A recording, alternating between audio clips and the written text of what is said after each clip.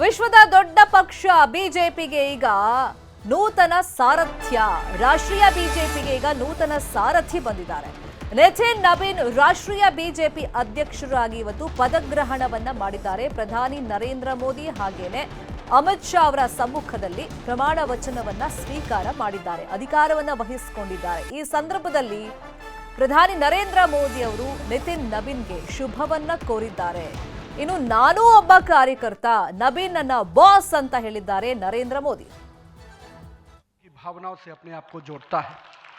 मैं इसके लिए आज आपका इसलिए भी अभिनंदन करता हूं क्योंकि आपके कार्यकाल में मैंने देखा कि जो भाजपा की सोच रही है सर्वव्यापी और सर्वस्पर्शी, आपने उस सोच के साथ काम किया। आपने जो मूल मंत्र दिया, सबका साथ, सबका विकास, सबका विश्वास, सबका प्रयास, आज देश का हर पूरा जनमानस उसके साथ अपने आप को जोड़कर देख रहा है। मैं आज इस अवसर पर पुनः पूरे आदर और सम्मान के साथ अपने निवर्तमान अध्यक्ष जेपी नड्डा जी का अभिनंदन करता हूं, इसलिए कि पिछले कार्यकाल में मैंने देखा कि किस प्रकार से संगठन को आपने अभूतपूर्व रूप से विस्तार खुद करते हुए किया। साथ ही साथ कार्यकर्ता आधारित कैसे राजनीति हो, इसको आपने बढ़ाया।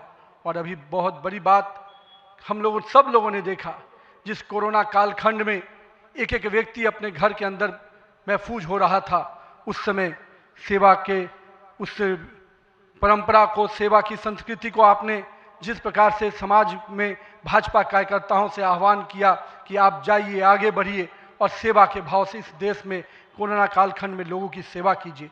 पूरा संगठन आपके साथ खड़ा रहा। माननीय प्रधानमंत्री जी का जो निर्देश था उसको आपने जिस तरीके से लागू किया वो हम सब कार्यकर्ताओं के लिए अनुकरणीय हुआ। और मैं इसलिए उस समय को याद करता हूं कि जब विपक्ष के लोग घर में दुबके थे और भाजपा कार्यकर्ता हर काल कोरोना के पीड़ितों की सेवा में लगा था, वो कहीं ना कहीं माननीय प्रधानमंत्री ಪದಗ್ರಹಣ ಸಮಾರಂಭದಲ್ಲಿ ಪ್ರಧಾನಿ ನರೇಂದ್ರ ಮೋದಿ ನಿತಿನ್ ನಬೀನ್ಗೆ ಶುಭ ಕೋರಿದ್ರು. ನಾನು ಈ ಪಕ್ಷದ ಕಾರ್ಯಕರ್ತ, ಅದಕ್ಕೆ ಬಹಳ ಹೆಮ್ಮೆಯಿಂದ ನಾನು ಹೇಳ್ಕೊಳ್ತೀನಿ. ಈಗ ನಿತಿನ್ ನಬೀನ್ ನಮ್ಮ ಬಾಸ್ ಅಂತ ಹೇಳಿದ್ರು. आज भाजपा का जितना फोकस संगठन के विस्तार पर है, उतनी ही बड़ी प्राथमिकता कार्यकर्ता के निर्माण की भी है। भाजपा एक ऐसी पार्टी है, इन सबसे भी बड़ी चीज मेरे जीवन में है, मैं भारतीय जनता पार्टी का कार्यकर्ता हूं। ये सबसे बड़ा गर्व है। और जब बात पार्टी के विषय को आती है, तब माननीय नितिन नबीन जी, मैं एक कार्यकर्ता हूं, वे मेरे बॉस हैं।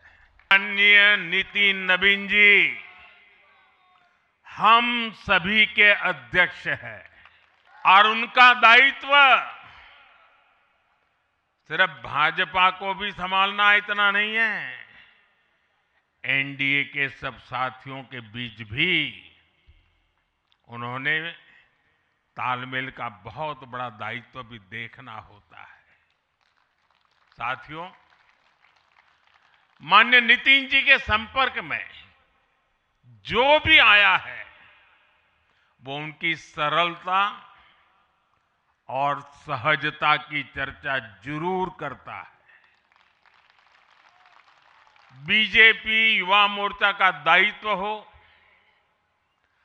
अलग अलग राज्यों में प्रभारी के रूप में जिम्मेदारी हो, या फिर बिहार सरकार में काम करने का ಇದೇ ವಿಚಾರವಾಗಿ ಇನ್ನಷ್ಟು ಡೀಟೇಲ್ ಆಗಿ ಇನ್ಫಾರ್ಮೇಶನ್ ಕೊಡ್ತಾ ಹೋಗೋದಕ್ಕೆ ನೇರ ಸಂಪರ್ಕದಲ್ಲಿ ಕನೆಕ್ಟ್ ಆಗಿದ್ದಾರೆ ನಮ್ಮ political bureau chief Chidanand Patel. Chidanand Patel, ವಿಶ್ವದ ಒಂದು ದೊಡ್ಡ ಪಕ್ಷಕ್ಕೆ ಸಾರಥ್ಯ ವಹಿಸೋದು ಸಾಮಾನ್ಯದ ಮಾತಲ್ಲ. ಇಲ್ಲಿ ಬಿಜೆಪಿಯ ನಿರ್ಧಾರದ ಬಗ್ಗೆನೂ ಕೂಡ ನಾವು ವಿಶ್ಲೇಷಣೆಯನ್ನ ಮಾಡಬೇಕಾಗುತ್ತೆ.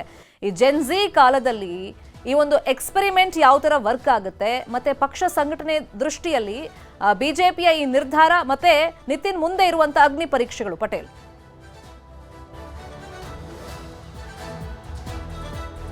ಕಳೆದ 2014ರಿಂದಲೂ ಕೂಡ ಭಾರತೀಯ ಜನತಾ ಪಕ್ಷ ರಾಜಕೀಯದಲ್ಲಿ ಹೊಸ ಪ್ರಯೋಗಗಳನ್ನು ಮಾಡ್ತಿರ್ತಕ್ಕಂಥ ಮತ್ತು ಆ ಪ್ರಯೋಗಗಳು ಕೂಡ ಒಡ್ಕೊಂಡು ಆ ಪ್ರಯೋಗಗಳ ಮುಖಾಂತರ ತಾನು ಸಕ್ಸಸ್ ಆಗಿರ್ತಕ್ಕಂಥದ್ದು ನಮ್ಮ ಕಣ್ಣು ಮುಂದೆ ಇರ್ತಕ್ಕಂಥದ್ದು. ಇದೀಗ ಬಿಹಾರ್ ಮೂಲದ 45 ವರ್ಷದ 5 ಬಾರಿ ಶಾಸಕರಾಗಿದ್ದಂಥ ಯುವ ಮೋರ್ಚಾ ಮತ್ತು 6 ಸಂಘ ಪರಿವಾರದಿಂದ ಬಂದಿರತಕ್ಕಂಥ OBC ಸಮುದಾಯಕ್ಕೆ ಸೇರಿರ್ತಕ್ಕಂಥ ನಿತಿನ್ ನಬೀನ್ ರವರನ್ನ ಭಾರತೀಯ ಜನತಾ ಪಕ್ಷದ ರಾಷ್ಟ್ರೀಯ ಅಧ್ಯಕ್ಷರಾಗಿ ನೇಮಕ ಮಾಡಲಾಗಿದೆ. ಪ್ರಧಾನಿ ನರೇಂದ್ರ ಮೋದಿ ಮತ್ತು ಬಿಜೆಪಿಯ ಕೇಂದ್ರ ನಾಯಕರು ಹಾಗೂ ಗೃಹ ಸಚಿವರು ಆಗಿರ್ತಕ್ಕಂಥ ಅಮಿತ್ ಶಾ ರವರ ನಿರ್ಧಾರದ ಫಲವಾಗಿ ಇದೀಗ ನಿತಿನ್ ನಬೀನ್ ರವರನ್ನ ಆಯ್ಕೆ ಮಾಡಲಾಗಿರ್ತಕ್ಕಂಥದ್ದು. ಹಲವಾರು ಲೆಕ್ಕಾಚಾರಗಳೊಂದಿಗೆ ಮತ್ತು ಯುವ ಜನರನ್ನ ಪಕ್ಷಕ್ಕೆ ಹೆಚ್ಚು ಸೆಳೆಯುವ ಕಾರಣಕ್ಕಾಗಿ ನಿತಿನ್ ನಬೀನ್ ರವರ ಆಯ್ಕೆ ಎಂಬ ಮಾತು ಕೂಡ ಕೇಳಿ ಬರ್ತಿರ್ತಕ್ಕಂಥದ್ದು.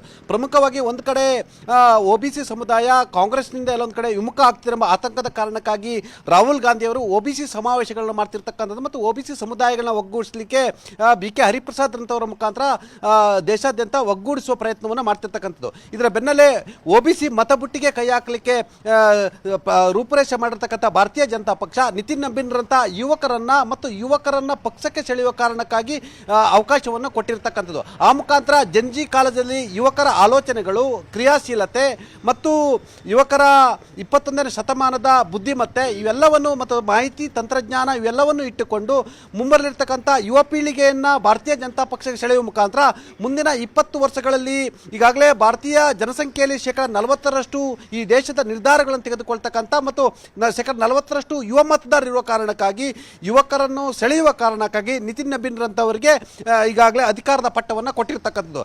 ಪ್ರಮುಖವಾಗಿ ನಿತಿನ್ ನಬೀನ್ ಅವರ ಅರ್ಹತೆ ಇರುವಂಥದ್ದು ಮತ್ತು ಆಡಳಿತಾತ್ಮಕ ವಿಚಾರ ಮತ್ತು ಪಕ್ಷ ಸಂಘಟನೆ ಈ ಎರಡೂ ವಿಚಾರದಲ್ಲಿ ನಿತಿನ್ ನಬೀನ್ ಅವರು ಅತಿ ಚಿಕ್ಕ ವಯಸ್ಸಿನಲ್ಲಿ ತನ್ನದೇ ಆದ ಅರ್ಹತೆಯನ್ನು ಉಳಿಸಿಕೊಂಡಿರ್ತಕ್ಕಂಥದ್ದು. 5 ಬಾರಿ ಶಾಸಕರಾಗಿರ್ತಕ್ಕಂಥದ್ದು ಮತ್ತು ಅನೇಕ ರಾಜ್ಯಗಳ ಚುನಾವಣಾ ಉಸ್ತುವಾರಿಯಾಗಿ ಅಲ್ಲೂ ಕೂಡ ಯಶಸ್ವಿಯನ್ನು ಕಂಡಿರ್ತಕ್ಕಂಥದ್ದು ಮತ್ತು ಯುವಕರನ್ನು ಸೆಳೆಯುವಲ್ಲಿ ಎಲ್ಲೊಂದು ಕಡೆ ಅವರಲ್ಲಿ ಆಸಕ್ತಿ ಇರುವ ಕಾರಣಕ್ಕಾಗಿ ಇವತ್ತು ಪ್ರಧಾನಿ ನರೇಂದ್ರ ಮೋದಿ ಮತ್ತು ಅಮಿತ್ ಶಾ ಅವರು ನಿತಿನ್ ನಬೀನ್ ಅವರ ಆಯ್ಕೆಯನ್ನು ಮಾಡಿದ್ದಾರೆ ಅಂತ ಎಂಬ ಮಾತು ಕೂಡ ಕೇಳಿ ಬಂದಿರತಕ್ಕಂಥದ್ದು.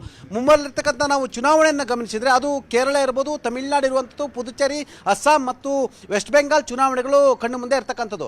2027ರಲ್ಲಿ ಉತ್ತರ ಪ್ರದೇಶದ ಚುನಾವಣೆ ಕೂಡ ಇರ್ತಕ್ಕಂಥದ್ದು. ಈ ಚುನಾವಣೆಯ ದೃಷ್ಟಿಯಿಂದಲೂ ಕೂಡ OBC ಮತದಾರರನ್ನ ಸೆಳೆಯಬೇಕಾಗಿರ್ತಕ್ಕಂಥದ್ದು. ಪ್ರಮುಖವಾಗಿ ತಮಿಳುನಾಡು, ಕೇರಳ ಮತ್ತು ಪಶ್ಚಿಮ ಬಂಗಾಳದಲ್ಲಿ ಎಲ್ಲೊಂದು ಕಡೆ ಪಕ್ಷ ಸಂಘಟನೆ ಆಗಿದ್ದರೂ ಕೂಡ ಯುವಕರ ಪಡೆ ಇದ್ರೂ ಕೂಡ ಅದನ್ನು ಮುನ್ನಡೆಸುವಂಥ ನಾಯಕತ್ವದ ಕೊರತೆ ಎದ್ದು ಕಾಣ್ತಿರ್ತಕ್ಕಂಥದ್ದು. ಹಾಗಾಗಿ ನಿತಿನ್ ನಬೀನ್ ರವರ ಮುಖಾಂತರ ತಮಿಳುನಾಡು, ಪುದುಚೇರಿ ಮತ್ತು ವೆಸ್ಟ್ ಬೆಂಗಾಲ್ ಅಂತ ರಾಜ್ಯಗಳಲ್ಲಿ ಹೊಸ ನಾಯಕತ್ವವನ್ನು ಹುಟ್ಟುಹಾಕಿ ಆ ನಾಯಕತ್ವ ಮುಖಾಂತರ ಮತಗಳನ್ನಾಗಿ ಸೆಳೆಯುವಂಥವ್ರನ್ನ ಮುನ್ನಡೆಸುವ ಕಾರಣಕ್ಕಾಗಿ ನಿತಿನ್ ನಬೀನ್ ಅವರಿಗೆ ಅತಿ ಹೆಚ್ಚು ದೊಡ್ಡ ಜವಾಬ್ದಾರಿಯನ್ನು ಕೂಡ ಪಕ್ಷ ಕೊಟ್ಟಿದೆ ಎಂಬ ಮಾತು ಕೂಡ ಕೇಳಿ ಬಂದಿರತಕ್ಕಂಥದ್ದು. ಹಾಗಾಗಿ ಮುಂಬರತಕ್ಕಂಥ ಚುನಾವಣೆಯಲ್ಲಿ OBC ಮತಗಳನ್ನಷ್ಟೇ ಅಲ್ಲ ಯುವಕರ ಮತಗಳನ್ನು ಸೆಳೆಯುವ ಸಾಹಸಕ್ಕೂ ಕೂಡ ಕೈ ಹಾಕಬೇಕು. ಆ ಮುಖಾಂತರ ಕೆಲವು ರಾಜ್ಯಗಳಲ್ಲಿ ಹಿರಿಯರು ಮತ್ತು ಕಿರಿಯರ ನಡುವಿನಿರ್ತಕ್ಕಂಥ ಭಿನ್ನಾಭಿಪ್ರಾಯಗಳು, ಭಿನ್ನಮತಗಳು, ಶೀತಲ ಸಮರನ್ನು ಕೂಡ ಅವರು ತೇಪೆ ಹಚ್ಚಬೇಕು ಮತ್ತು ಅನಿವಾರ್ಯವಾಗಿ ಅದನ್ನು ಸಮರವನ್ನು ಕೊನೆಗಾಣಿಸಬೇಕಂತ ಅನಿವಾರ್ಯತೆ ಕೂಡ ಇರ್ತಕ್ಕಂಥದ್ದು. ನಾವು ಕರ್ನಾಟಕದಲ್ಲೇ ತೆಗೆದುಕೊಂಡ್ರೆ ಎಲ್ಲೊಂದು ಕಡೆ ರೆಬೆಲ್ಸ್ ವರ್ಸಸ್ ವಿಜೇಂದ್ರ, ಹಿರಿಯರ ವರ್ಸಸ್ ವಿಜೇಂದ್ರ ಈ ರೀತಿಯ ಪಕ್ಷ ಸಂಘಟನೆಯ ಕಾರಣಕ್ಕಾಗಿ ಎಲ್ಲೊಂದು ಕಡೆ ಆಡಳಿತ ಪಕ್ಷದ ವೈಫಲ್ಯಗಳನ್ನು ಕೂಡ ಖಂಡಿಸುವಂಥ ಮತ್ತು ರಚನಾತ್ಮಕವಾಗಿ ಮತ್ತು ಕ್ರಿಯಾತ್ಮಕವಾಗಿ ಮತ್ತು ರಾಜಕೀಯವಾಗಿ ಹೋರಾಟ ಮಾಡುವ ಅಂತಃಶಕ್ತಿಯನ್ನೇ ಭಾರತೀಯ ಜನತಾ ಪಕ್ಷ ಕಳೆದುಕೊಂಡಿರ್ತಕ್ಕಂಥದ್ದು. ಹಾಗಾಗಿ ನಿತಿನ್ ನಬೀನ್ ಅಂತ ಯುವಕರಿಗೆ ಮಣೆ ಹಾಕಿದ್ರಿಂದ ಮುಂಬರುವ ದಿನಗಳಲ್ಲಿ ಇಡೀ ದೇಶಾದ್ಯಂತ ಯುವಕರಿಗೆ ಹೆಚ್ಚಿನ ಆದ್ಯತೆಯನ್ನು ಕೊಡ್ತಕ್ಕಂಥದ್ದು, ಯುವ ಸಮುದಾಯವನ್ನು ಸೆಳೆಯುವಂಥದ್ದು, ಯುವ ಸಮುದಾಯವನ್ನು ಭಾರತೀಯ ಜನತಾ ಪಕ್ಷದ ಕಾರ್ಯಕರ್ತನಾಗಿ ಮಾಡುವಂಥದ್ದು, ಆ ಮುಖಾಂತರ ಅವುಗಳನ್ನು ಮತಗಳಾಗಿ ಪರಿವರ್ತಿಸುವ ಮುಖಾಂತರ ಮುಂಬರತಕ್ಕಂಥ ವಿಧಾನಸಭೆ ಚುನಾವಣೆ ಮತ್ತು 2029ರ ಲೋಕಸಭಾ ಚುನಾವಣೆಯನ್ನು ಗುರಿ ಇಟ್ಕೊಂಡು ಪ್ರಧಾನಿ ನರೇಂದ್ರ ಮೋದಿ ಮತ್ತು ಅಮಿತ್ ಶಾ ಅವರು ನಿತಿನ್ ನಬೀನ್ ರವರನ್ನ ನೇಮಕ ಮಾಡಿದ್ದಾರೆ ಎಂಬ ಮಾತು ಕೂಡ ಇದೀಗ ಬಿಜೆಪಿ ವಲಯದಲ್ಲಿ ಕೇಳಿ ಬರ್ತಿರ್ತಕ್ಕಂಥದ್ದು. Sharmitha Shetty. Fine, thank you Chidananda Patel ಈ ಕ್ಷಣದ ಮಾಹಿತಿಗೆ.